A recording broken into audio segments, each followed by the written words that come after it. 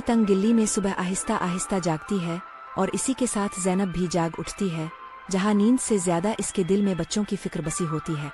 ज़ैनब अपने बच्चों के बाल संवारते हुए मुस्कुराती जरूर है, मगर इस मुस्कुराहट के पीछे आने वाले दिनों की खामोश फिक्र छपी होती है। बस स्टॉप पर खड़ी ज़ैनब भीड़ में गुमसी नजर आती है, जहां हर चेहरा अपनी मंजिल में मसरूफ है और ज़ैनब अपनी मजबूरी में।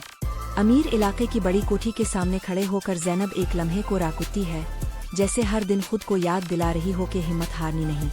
कोठी के अंदर सब कुछ तरतीब से सजा होता है, मगर ज़ैनब की मौजूदगी वहाँ सिर्फ एक जिम्मेदारी समझी जाती है, एक इंसान नहीं।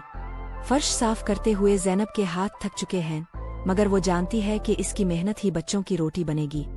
काम के दौरान मोबाइल स्क्रीन पर बच्चों की तस्वीर इसे चंद लम्हों के लिए दुनिया की थकन भुला देती है। दूसरी तरफ गरीब घर में बीमार बच्चे की सांसों के साथ एक माँ का दिल बेचैन हो रहा होता है।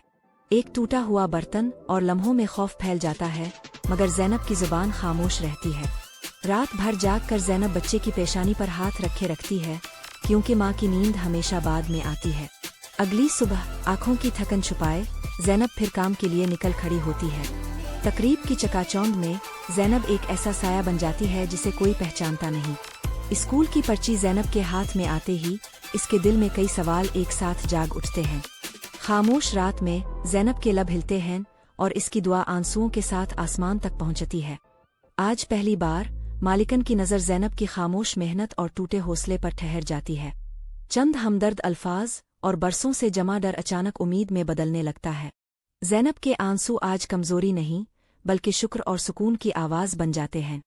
छोटे से घर में माँ और बच्चों के दरमियान खुशी आहिस्ता आहिस्ता वापस लूट आती है।